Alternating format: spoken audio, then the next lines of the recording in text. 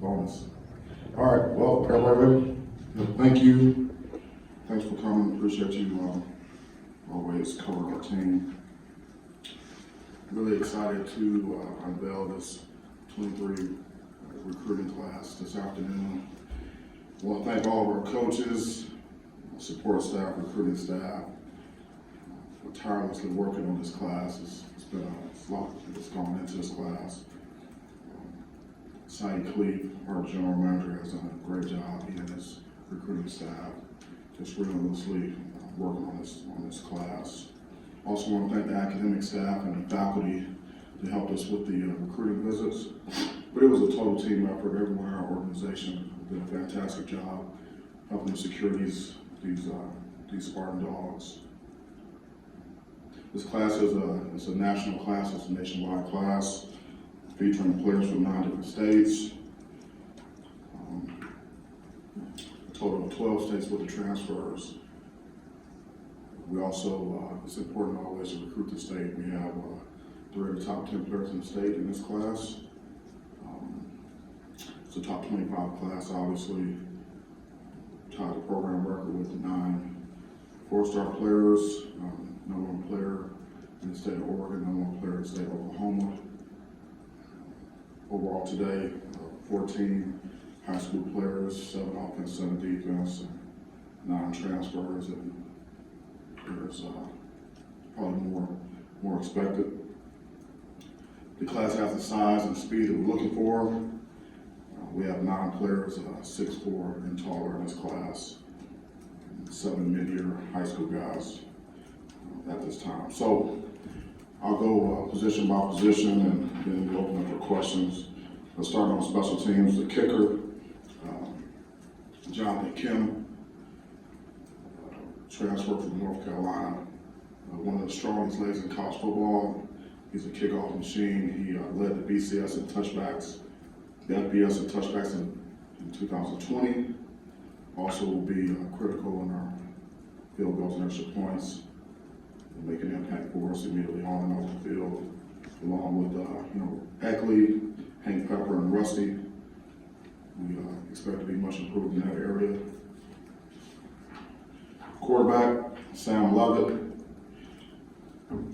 Wesleyan, Oregon, 6'2", 200, #1 player in the state of Oregon.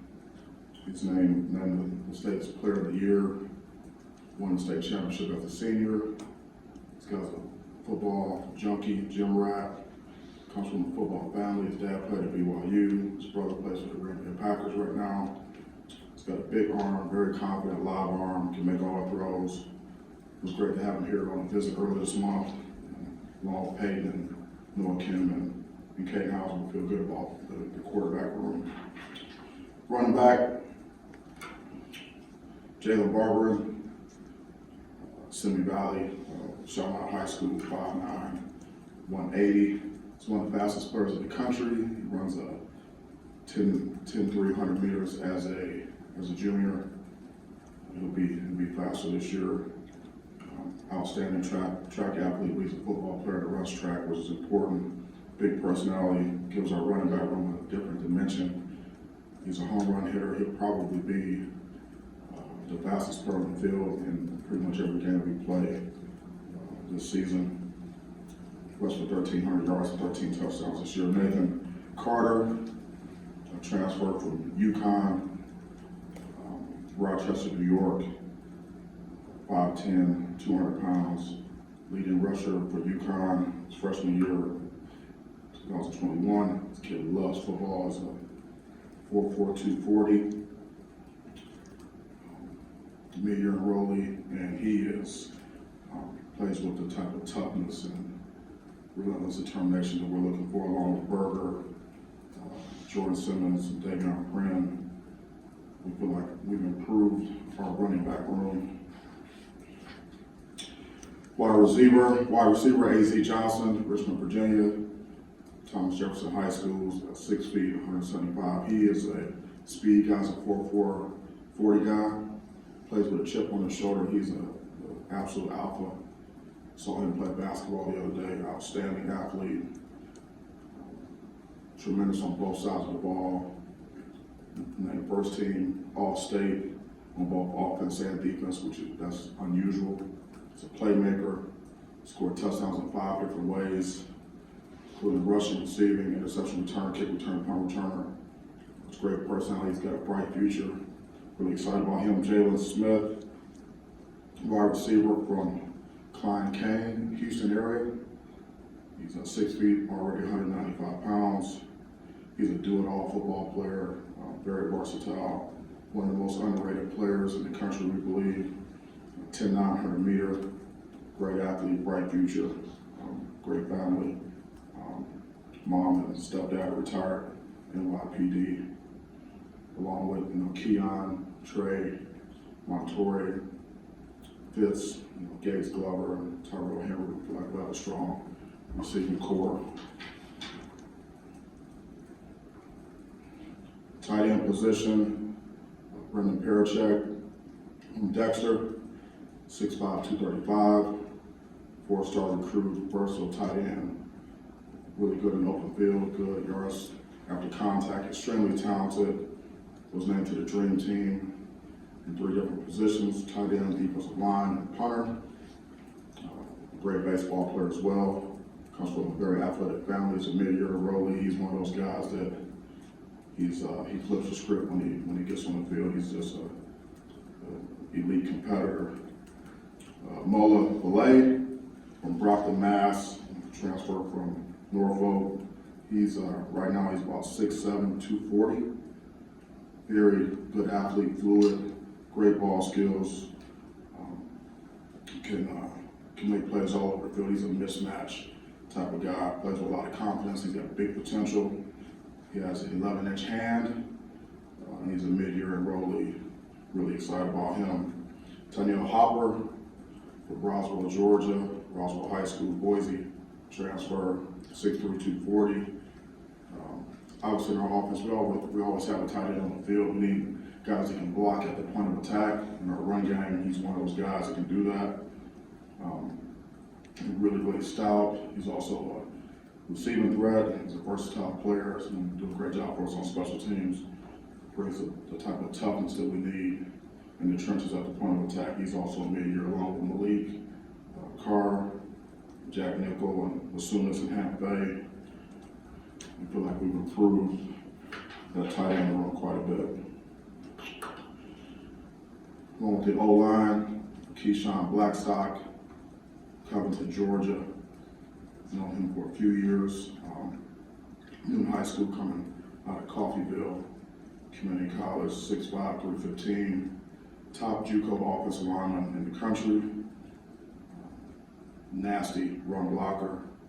Plays with a chip on his shoulder. He's a football gym rat. Great guy off the field. Flips a switch when he gets on the field. He's looking to make an early impact. He's a mid-year enrollee. Stanford Mill, Thompson High School, Alabama. At least 6'7", 310, 4-star recruit. One of the best offensive linemen in the country. 2-time state champ. Comes from a big family. Looks to make an early impact. Mid-year enrollee. Really good size and athleticism. Cole Dillinger from Dexter, 6'4", 290. Cole is also one of those guys. When he steps on the field, it's a different story for him. 4-star recruit, comes from a very athletic family, aggressive guy, Dream Team selection, state of Michigan, mid-year guy. We got quite a few linemen coming back, including Saymack and J.D. Duplain and Big Spence. So we feel good about our line room right now. See, on the defensive side of the ball, starting with the defensive end, the edge guys, Andrew DePay from Iowa, 4-star recruit, Pleasant Valley High School, 6'5", 235. He's probably actually 250 right now. At the home visit, he was 250. Really good, really stout in the run game, but he's a high-level, elite-level pass rusher. One of the most gifted pass rushers in the country.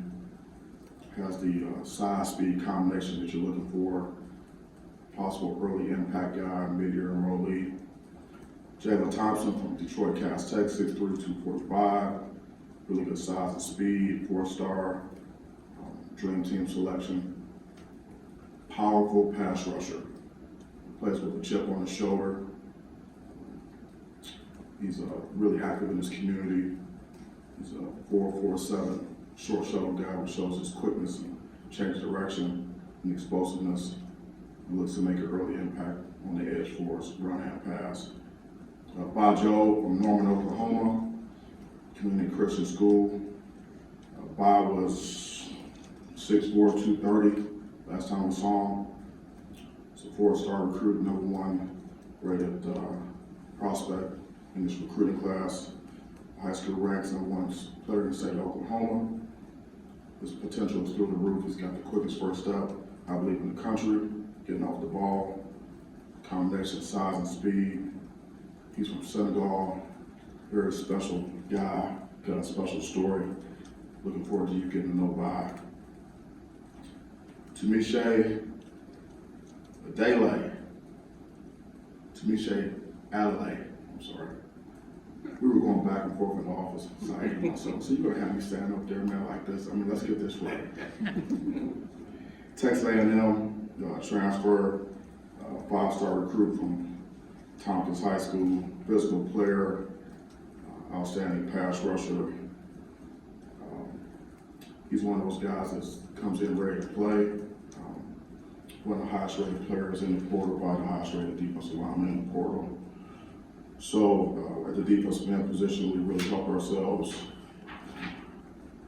Inside in the interior of the defensive tackle spot, obviously we need to get bigger and add some size and some length and some girth. D-tackle Jared Jackson from Palm Beach Gardens High School, Florida State transfer, 6'6", 300. Big body, athletic, sideline guy, plays with a great motor.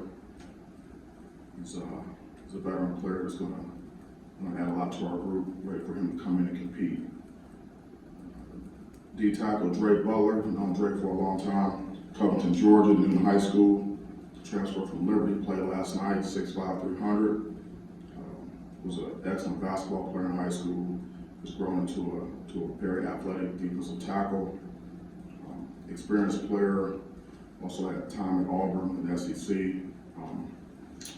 Really big interior body, just very athletic. You can see some film of him on Twitter doing some backflips. If you look back fast far enough, he's ready to compete right away. He's a mid-year enrollee. So along with Bogle, Tank Brown, Avery, who played a lot this year, Petro, with some young guys shot, and Tally and Zion Young, the freshman started for us this year. Outside, and Barrow, Hanson, Harmon, and Van Summer inside, we feel like we've bolstered our front quite a bit. Linebacker Jordan Hall, Fredericksburg, Virginia, IMG Academy, 6'3", 235, 4-star recruit, one of the best linebackers in the country.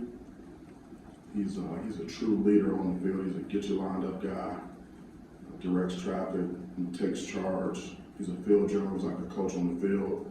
He's a do-it-all linebacker, run and pass. Great kid, comes from a great family. He's a mid-year enrollee. We have quite a few guys coming back at that position. So we're just really looking to add one guy, and he was that guy for us. So we feel good about the linebacker position moving forward. In the defensive backfield, we're focused mostly on corners.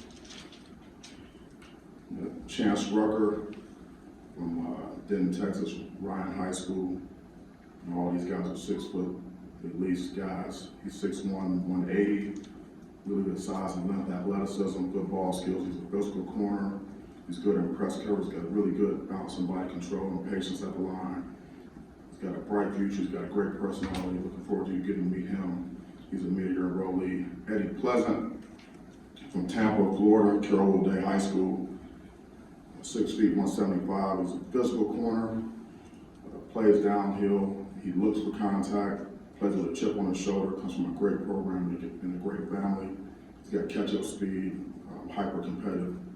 young man. Lucky to hold on to him. Sean Brown, Simi Valley, California, Simi Valley High School, 6'3", 190. He's got a rare size for a corner. He's a 700-meter guy. His size and speed and his length, ball skills, he could probably be a power 5 receiver as well. Comes from an athletic family, got a bright future.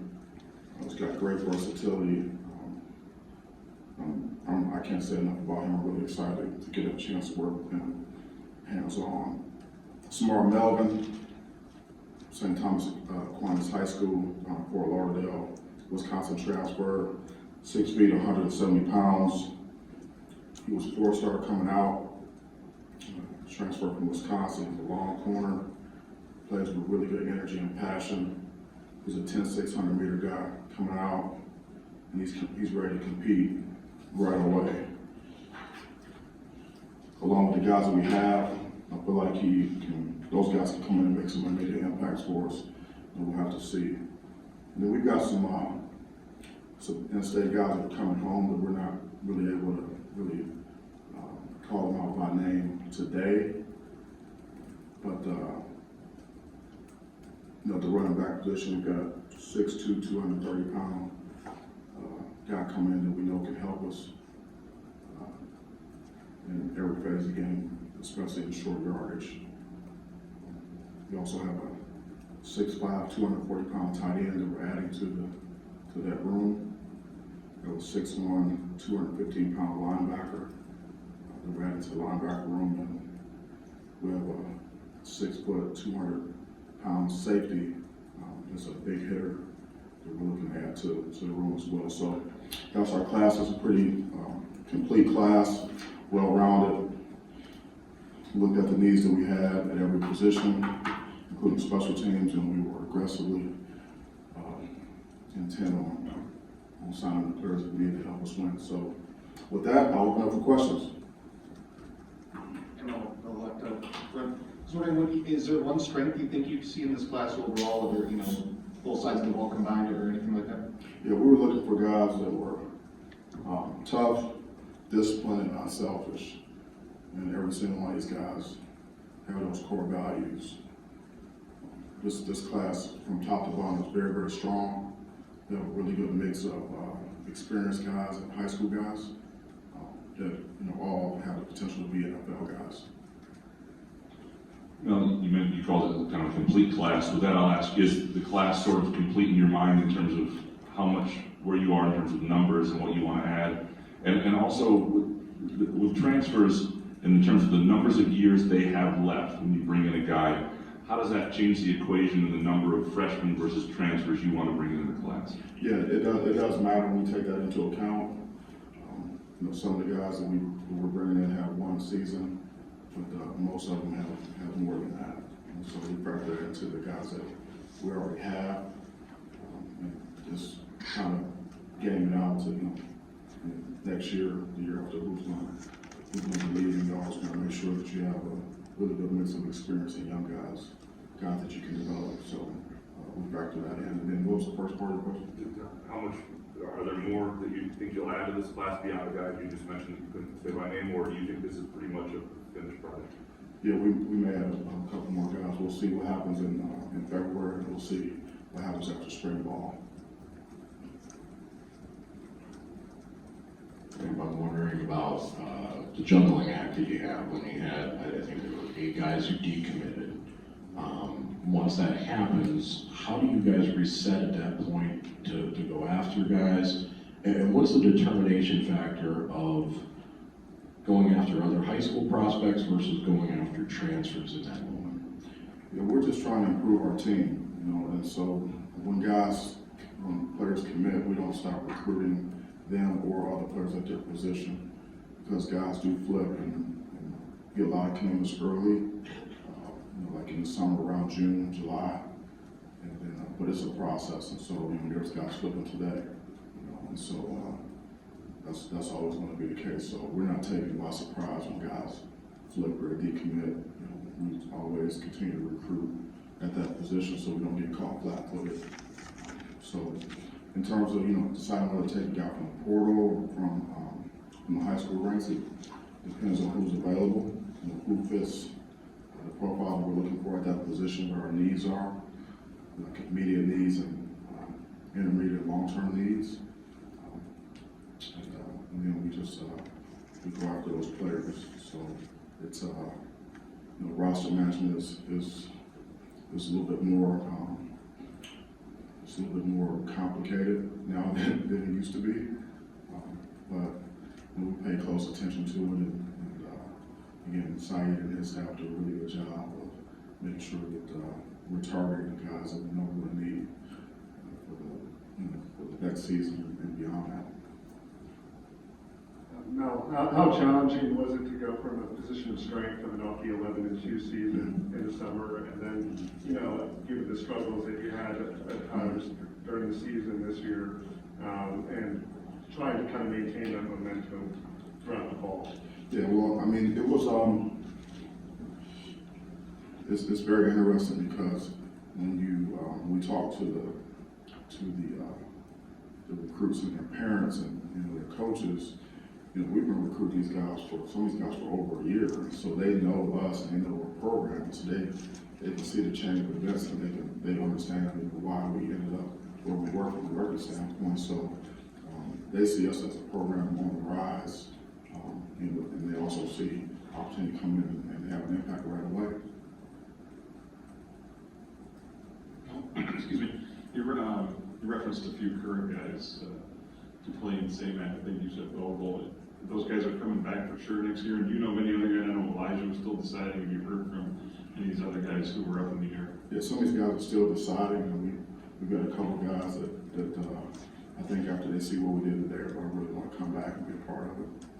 So we'll have to see. Those three guys are for sure coming back. As far as I know, yeah. Mel, what was the number one question that you got over and over in living rooms, and what was the objection you had to handle more this year? Number one question, that's a good question. I can't say that there was one question, overall. It was predominant. The parents they're really concerned, just in the entire recruiting process about who's, can I trust you with my son? And that's what they all want to know. That's what they with all of this, the NIL going on and the transfer portal and just the way college football is going right now, it's really changing. They're just really looking at, the people in the organization, who's going to be around my son, coaching staff, support staff, trainers, strength and conditioning, dietitians, academic support, developing players beyond the football field, preparing guys for life after football. That's what people really want to know right now, because it's become so kind of transitional and transactional, so to speak, with the players coming and going. But at the same time, there's, hey, this is my son. Who's going to be around him? How are we going to make sure that he gets through? He's treated fairly, all those things. So that's why we're able to get so many good players, because they see we're authentic in how we work with our players. When that trust question came up, how did you answer? What was your pitch for Michigan State? I said, look at me, can't trust me. Michigan State has a lot to offer, and they come on business, and we talk to the players, talk to the guys on the team, because players know a lot of players. They'll tell the truth. They'll say, hey man, don't come here. If that's how they feel, or say, hey, it is what it is. And a lot of times when I meet with families at the end of a visit, in my office, they kind of have us look at like, okay, this is too good to be true, right? This is it couldn't be this way every day. And I said, well, what did the players say? They said, hey, the players said this is what it is. They're the same guys every day, and they look out for us, and it's black and white, no nonsense, and we get after it. And they work with us and all that. So it really matches up with what we tell them and what they see and what they hear from the players. It all matches up. So, and then some of the negative recruiting that we get out there actually helps push players to us. Turns off the parents, they know us, and we're recruiting, selling our program, what we have, and it kind of gets down to the nitty gritty and starts to wind down and starts to get pretty intense, and then the negative recruiting comes out and turns people off and say, I know these guys. Why are you saying these things? It's not true. So it really helps us. So it's all about relationships, really. You mentioned the summer you were curious about how NIL would impact this entire cycle. Is some of the promises that were maybe made to kids in different places did or didn't come to fruition? Your sort of look at that is now you've had a signing day with this NIL period. Yeah. So I see this 23 class as being the first full kind of like national class across the board NIL, where there's so many schools involved, in participating in some way, shape, or form. But we have seen, some guys that have been affected by NIL, and the promises kept or promises not kept. The first day the portal opened, it was like 4,000 kids in the portal, and so we do see the effect of people being very leery of being promised things, and with the portal being what it is now, if things aren't what they think they are, they're going to be, or they're not what they promised, when you get to a place, and people are getting the portal and getting out of there. So I think you see quite a bit of that. So we'll see how it is a year from now. There's more schools involved now, I think, and there's going to be a lot more. It's going to be more black and white. There's going to be a lot less questions about things. It's going to be more clear in terms of, and I think things will start to settle, and everyone will pretty much know, kind of where everyone stands on NIL. And I think it'll make it easier for the prospects and their families to try to figure out what they want to do. Mel, obviously you guys have been really busy recruiting. I was wondering, have you been able to take any time to reflect on kind of what the season overall, going from 11 to 2 to not making a bowl game, kind of the chief reasons for that? No, I haven't had that much. I've been on the road for a couple of weeks, and I wanted to change it to a sports coach. I didn't have time. I was working all the way up until I came over here trying to secure guys. But yeah, so I think I'm going to take some time off and go up on a mountain somewhere in seclusion and try to do a little reflection. But at this point, I haven't had a chance to do that yet. So. Mel, because of the transactional nature and fluidity in college football, how do you prevent the yo-yo effect that you had, the first 3 seasons here, and then how do you create that, I guess, sustained trajectory that you're kind of talking about with the program being on the rise? Yeah, for us, it's making sure that we have really good depth at each position, quality depth, so that we have not just our first unit, but our second unit can also go in the game and get the job done and play winning football. So that's staying healthy and recruiting. It's going to be that's going to be the biggest thing for us. So that's going to be the focus for us moving forward. Was that kind of the focus, I guess, with this particular recruiting class, is trying to get that goal where you're having players that are going to be here, 3, 4 years?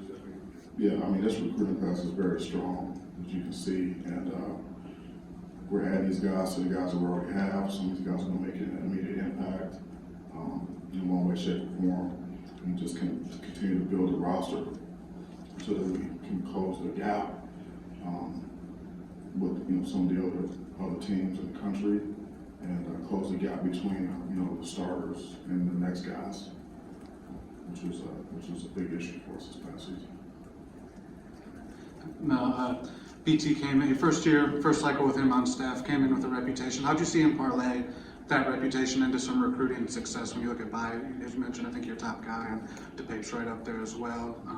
What'd you notice from him as a recruiter, as his first time back in this arena in a while? Yeah, the BT effect. Yeah, BT, he's an effective recruiter. It's just by reputation, and what he's done and continues to do for players to help them develop. He's a great person. I mean, he really cares about the guys. He's one of those guys that you can trust, and what you see is what you get. And, players, they gravitate towards him. I mean, people know who he is, and they're interested. They want to find out more. They want to come to these clients and find out. So he's an outstanding coach, and so he's an excellent recruiter as well. Very genuine. What you see is what you get. The calendar, does it work right now with the portal? And this, I'm just wondering, like, does the early signing period as well intentioned as it was, is with the way the portal is and the movement and the one-time transfer, does that need to, is it better in early February only having one signing day? Well, we had that period of time at the end of the regular season where we weren't allowed to go on the road. I think that part of the calendar helped a little bit as well. We were able to, talk about the roster and have some conversation with guys in terms of their stay or going. Everyone in the country was doing that, so I think that helped clear up some things. Because normally after that last regular season game, like Sunday, you're out on the road. You don't even get a chance to really talk face to face with guys for a couple of weeks. So that's I think that helped. But I like the early signing period.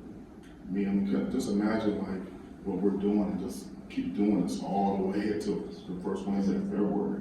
That's what you used to do, right? That's what we used to do. Can you imagine that? I mean, so now we pretty much know what we have right now. So there might be a few guys we can focus on, and we got the 24, 25 class. But just imagine it's going all the way through like this till February. I mean, I really have it like it is right now. It just speeds everything up, though. It just speeds everything up. I mean, you're having official visits like in the summer, like we're in June. People are making decisions in June, or earlier, depending on the position. So you got to get on them. You got to get on them earlier, and things happen faster. And you got to hang on the best you can with the guys that you really want. So it's a rat race. So I don't know. I don't think there's anything. I mean, it works for us, and I think we're going to continue to learn how to recruit to Michigan State, with the calendar and the portal and in-state recruiting, out-state recruiting. We have a process, and we continue to improve it and kind of change with the times and make sure that we can do what we have to do based upon the way the rules are. So it's changing every single day.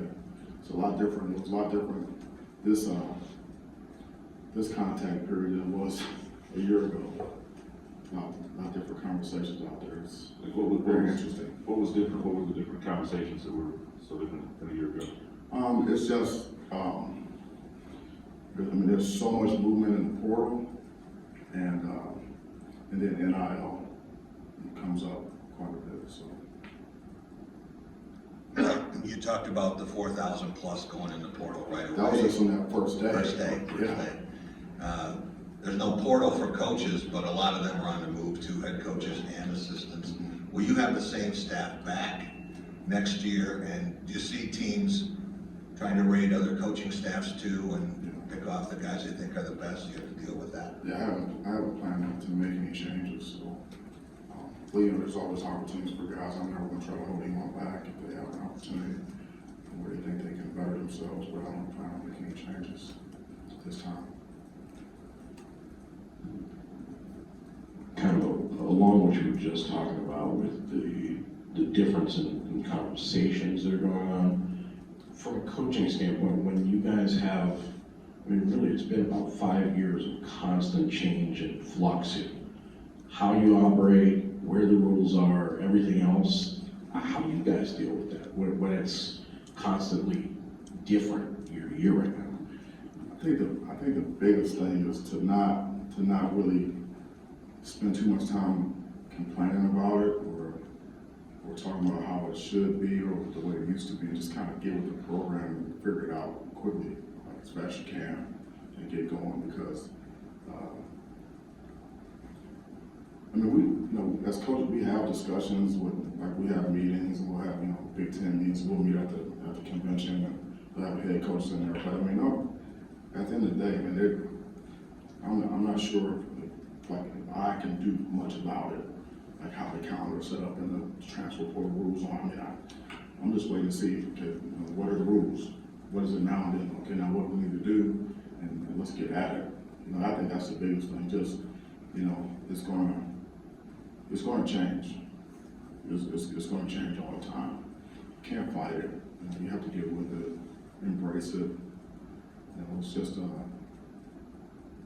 everything happened. I mean, it happened. It was like that in the NFL. We had that new CBA came out. We had to make some adjustments on how many practices you have and what you can do in OTAs, and guys couldn't come back into the building until April 15th or something like that. I mean, it was just, we had to change the way we did things, and adapt and adjust. And I think that's critically important, especially right now, because college football is changing rapidly, like right now as we speak.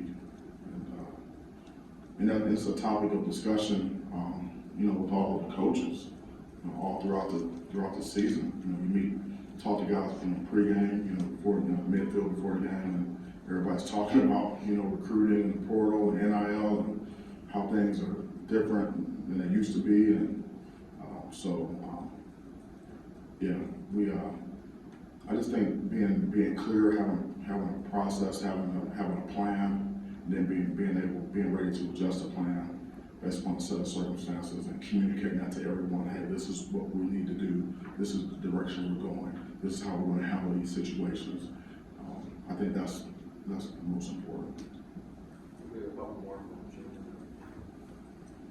Mel, you mentioned that things are changing. Are things also changing in terms of the pursuit of walk-ons and the importance of walk-ons and conversations with bringing them in and getting opportunities for them and plans for them in place earlier than usual?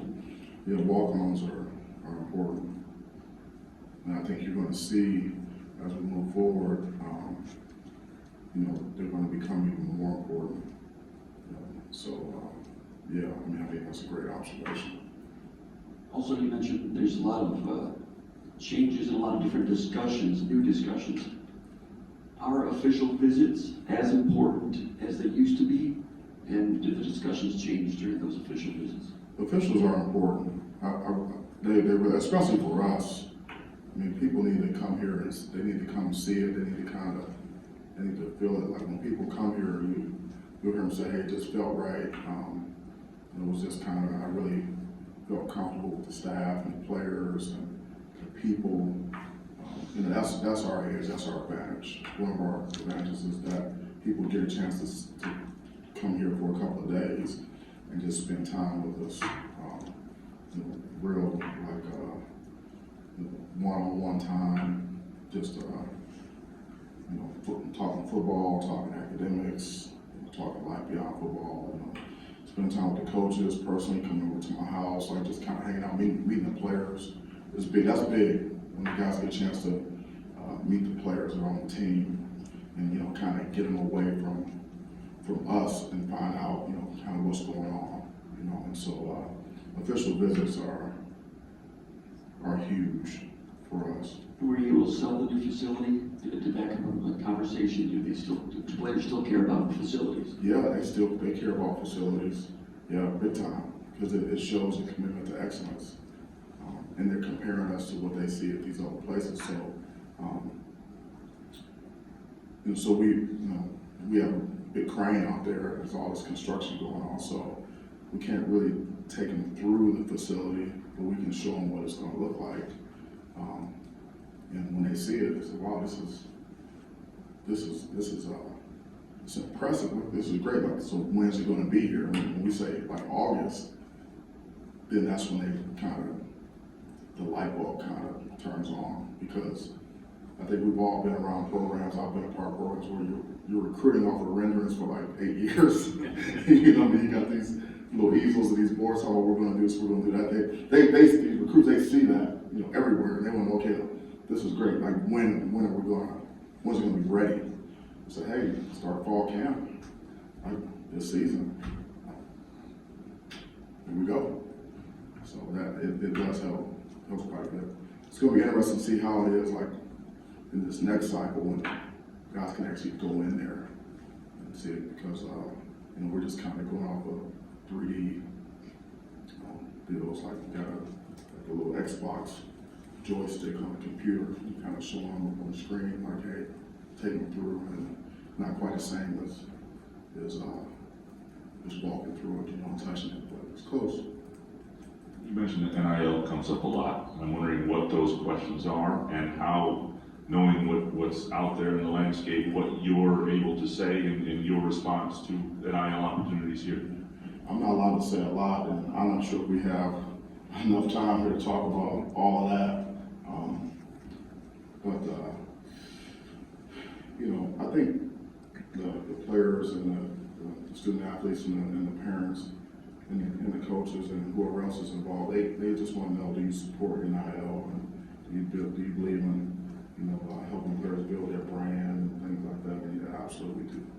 And we just, you know, we can show them that we do, you know, what the players that we have and things like that. So. With regards to evaluations over the last 3 years, where do you think you succeeded in those? Where do you think you've maybe failed at times? Yeah, so that's a really good question, because like sometimes you don't know, you know, on a guy until, you know, 2-3 years into it, especially the bigger guys like the linemen and things like that. So like I say, how do you grade a draft? You can grade a draft that day after the draft, you know, draft grades, but and you don't know until, you know, so till a couple, 3-4 years down the road, you know, look back on that class. And so I think it's kind of early for us to you know, kind of, you know, grade it that way. But I will say this is it's important. It's important for us with all of the portal, the NIL, and you know, everything that's going on in college football. It's important for us to sign players who want to be Spartan dogs, like who are coming here because they want to be here, and not for any other reason. That's important. We have to make sure that the guys are tough, they're disciplined, and they're selfless. And if they're not, then they can't be here. You know, and so we have to make sure that we're very thorough in our evaluation. You know, not just of what you can see on the football field, like on tape, but the intangibles as well. And I think that coming out of COVID, when we signed, we had to sign an entire class of guys. It was like 30-something guys. So we were ready to count some guys back, you know, off of Zoom and FaceTime. And these last couple of classes, we've been able to know more about the guys that we're bringing in, which is really going to help us with the long-term stability of the program and being consistent, things like that. So. All right, thank you so much. Good to see you again. Happy holidays.